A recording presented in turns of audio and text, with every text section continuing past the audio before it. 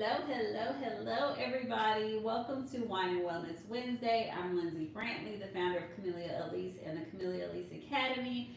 And I'm so excited to be here with you guys today. But before I do anything else, I have to send the biggest shout out to every single one of you guys that wished me a happy birthday or that bought something during our birthday blowout sale. We are still fulfilling orders. So you guys, if y'all bought something, we had over 100 orders come through between classes, between books, between products and equipment. So thank you guys so much. Hey, I see y'all saying good afternoon. Hey, you guys.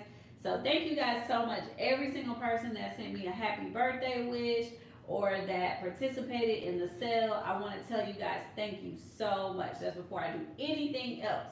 And for those of you guys who are new to the channel, like I said, I'm Lindsay Brantley, the founder of Wine and Wellness Wednesday, a founder of Camellia Alise, the Camellia Alise Academy, all of that. And I'm really excited to be here with you guys. So every Wednesday, with the exception of my birthday, every Wednesday I join you guys to talk business, we talk body sculpting, and everything in between. And this is y'all's chance to ask questions.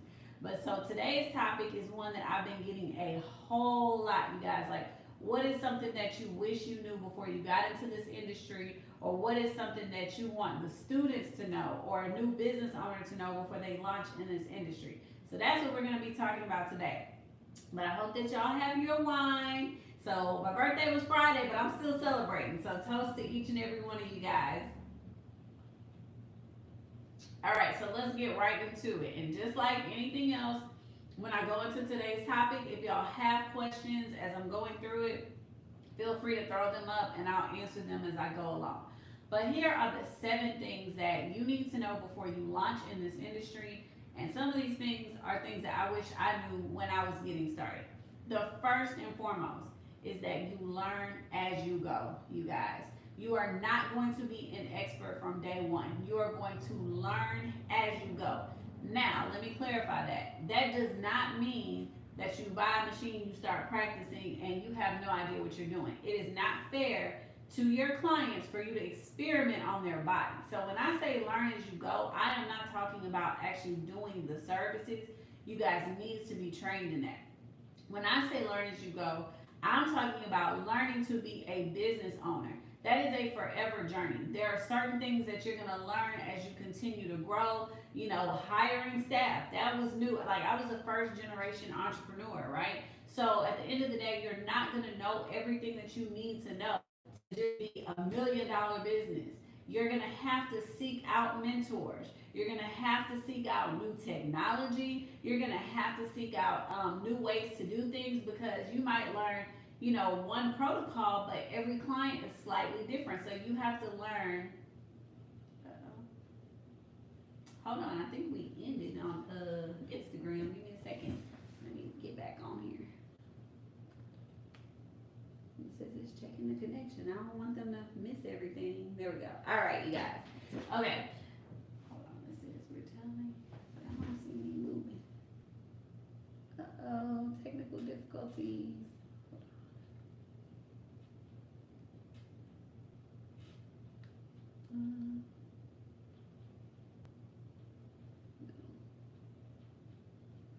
Ended. Sorry, y'all that's on YouTube. Hold on with me for 1 minute. I don't want to lose everybody else. Let me share. Let me get back to it. Hold on 1 second. There we go. Let's see. I don't know what happened, but we're back at it. Okay.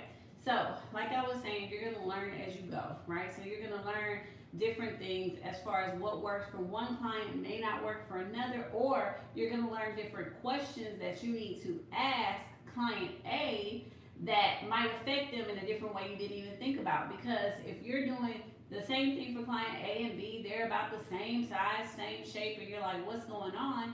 It may be that one is on a medication that might be affecting what she's doing. You know, you never know. So I absolutely say you learn as you go. Know that you're not going to know everything you need to know about running a business when you first get started, right? But you have to be adaptable to things as they change. You have to be okay with saying, okay, I need to figure out A, B, and C. Know that you're not going to know everything, but like I was saying before, it is unfair to experiment on a client's body. That's what you're not going to do.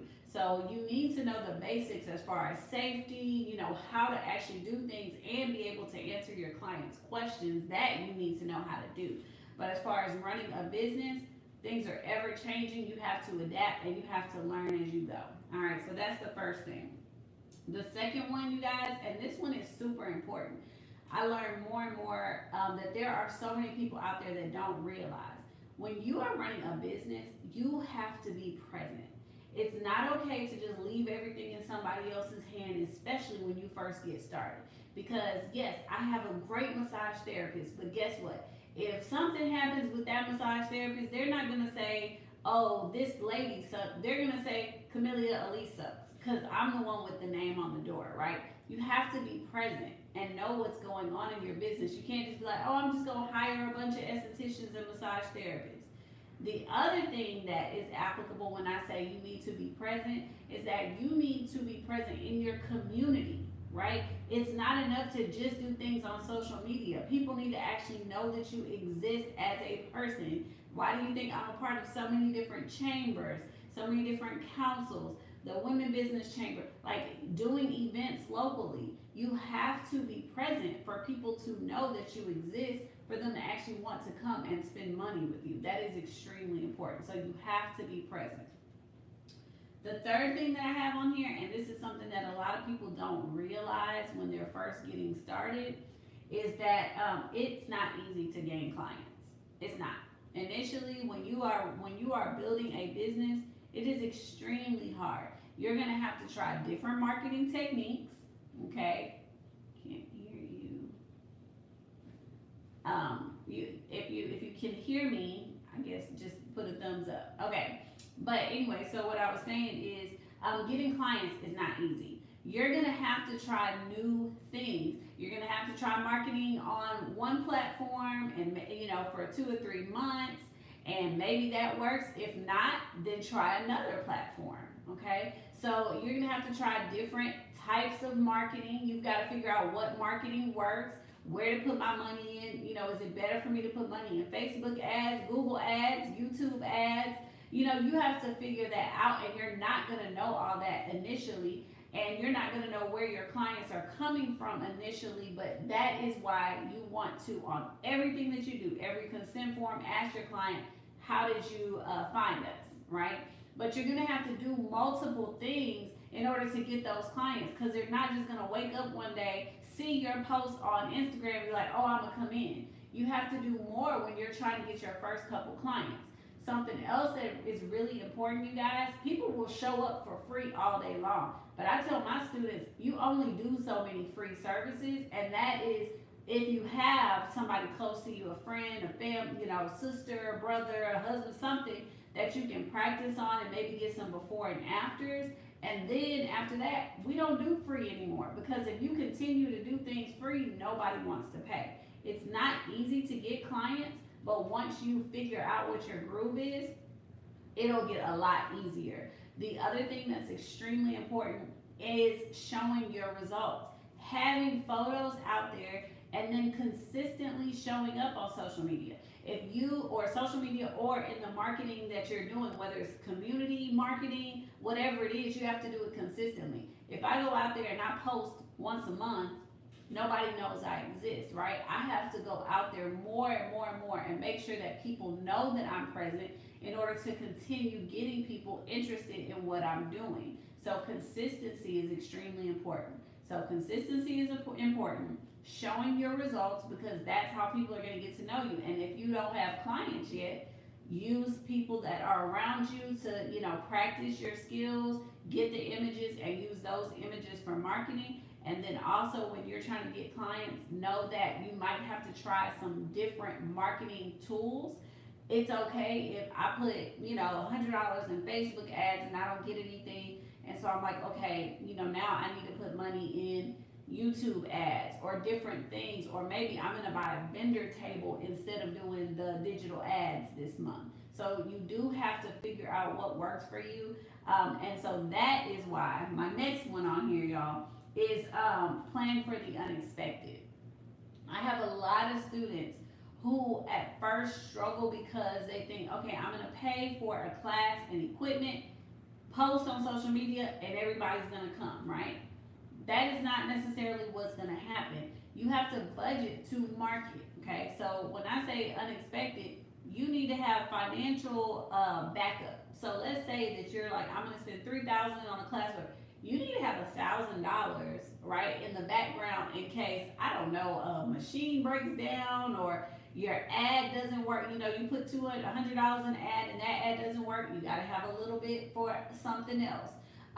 Financially, there are all kinds of small things that a lot of times we don't think about that are important as well. When we're talking about running a business, it's not free to have your booking app most of the time, right? You got to pay for something so that you can have clients book with you, or your website. So that's an added expense, right? You can't just think class, equipment, I'm good to go. There's gonna be little bitty expenses along the way. So I always say plan for the unexpected and have a contingency, a certain amount of money in the background as your emergency if something happens, because it's not always easy. It's not just a straight road of I'm gonna do A, B, and C and then I'm gonna be successful. So make sure that you plan for the unexpected, okay? Another thing, you guys, and this is something I talk about really often, but specifically for body sculpting. If you have a body sculpting business, you need to know that selling packages is key to your success. Clients are not going to get just crazy results and be like, oh, I'm done after one treatment. The best results come when your clients do multiple treatments. So your clients need to know, okay, that it's gonna take more than one, so you need to be selling more than one. First of all, it's better for you and your business instead of trying to hustle $200 and I need to, book one person to pay $200. If I have somebody spending $1,500, $1,600, it makes my life easier and it's easier for me to have that client come consistently because like, hey, you've already paid for this. Go ahead and come on in. Make sure you're doing the things that you need to do. Selling packages is definitely key to your success.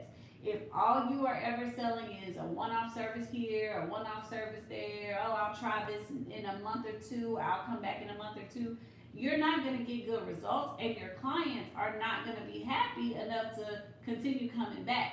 You do need to make sure that you give them a great service, great customer service, great experience from day one, because that's what makes it easier for you to sell packages. But you need to know that you've got to sell more than one. If you are selling one service at a time, it's going to be extremely hard for you to really ramp up your business and for those clients who are coming to you to actually see the results that they need to see. Okay, so selling packages, selling multiple services is key. Body sculpting, they're gonna get, some results. You're gonna be seeing maybe 1 or 2 inches. 2 inches is average if you do it right, and that's amazing.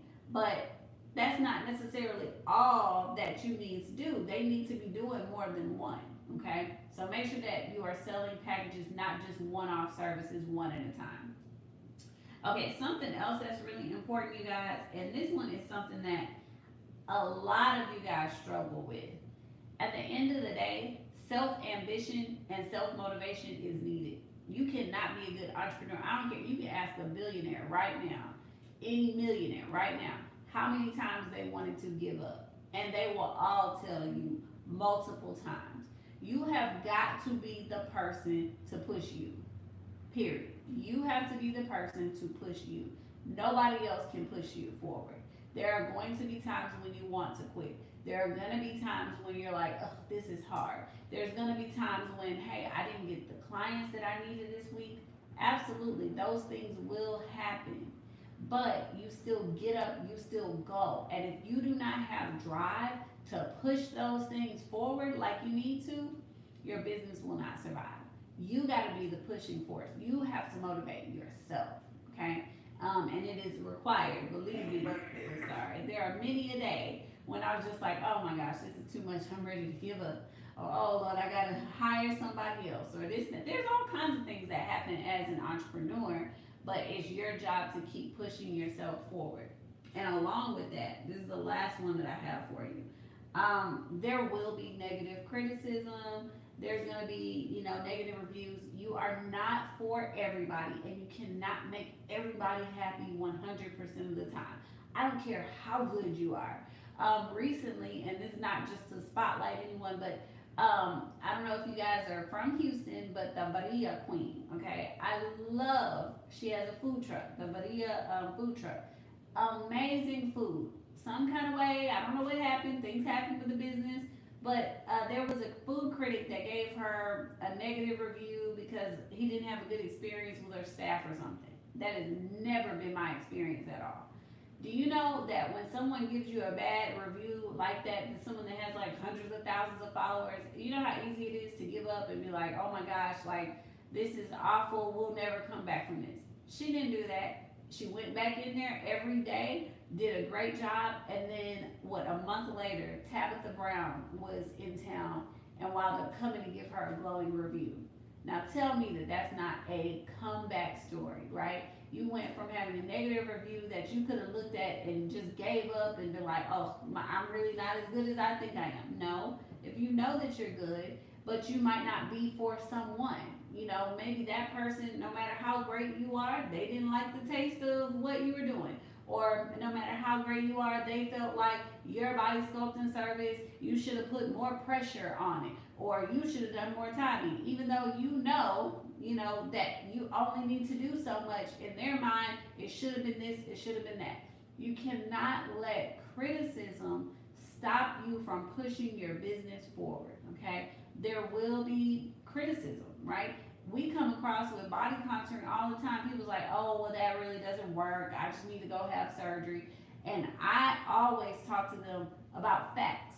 I'm talking to you about, different things, the science behind body contouring, why body contouring is better than cool sculpting or getting a surgery and the recovery time. And I know how to give facts. So you should anticipate some of that negativity and know how to, talk to clients factually about some of those things. But if somebody is not happy with your service and you've done everything that you knew how to do, you have to be okay with that. You are not for everybody, right? Because there's somebody out there, no matter how much we all love McDonald's, there's somebody else out there that's like, Burger King is the best, I hate McDonald's. Whatever, right? I'm just giving y'all examples that you can be great at something, but there's someone who you're just not for, doesn't like you, is not going to be happy no matter what you do, right? That is absolutely a fact of life, and that is a fact of being an entrepreneur. But you cannot let things like that stop you from greatness and stop you from success, okay? Now, if you are constantly getting bad reviews about your customer service, that should be a wake-up call. You can't just ignore everybody saying, well, she was late showing up to my appointment. She was late showing up to my appointment. She was like, now look, if everybody's complaining about you being late, you need to fix your timing issues. You know what I'm saying? So there's gonna be certain things where it's like, okay, that is your fault. You need to fix it. Learn from those things.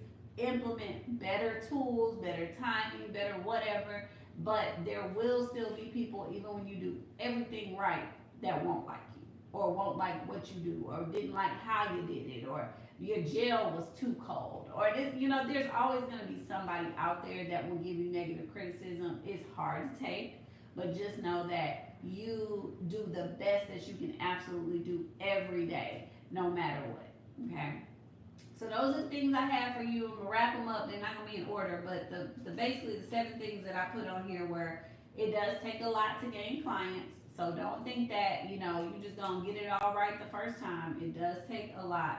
You have to, like I said, consistency. You have to show your results. You have to have behind the scenes. People want to see who you are.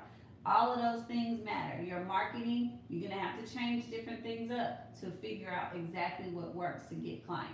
So it's not an overnight snap my fingers and my books are full type of thing. That's one. The second thing is selling packages is key. Know that it takes more than one for your clients to get the most optimal results. So you want to, from the very beginning, make sure you educate your clients on the importance of that and make your life and theirs a lot easier, okay? The third one, planning for the unexpected, whether it's financial issues, It's something different or wrong with your marketing. Having money in a contingency helps you a lot.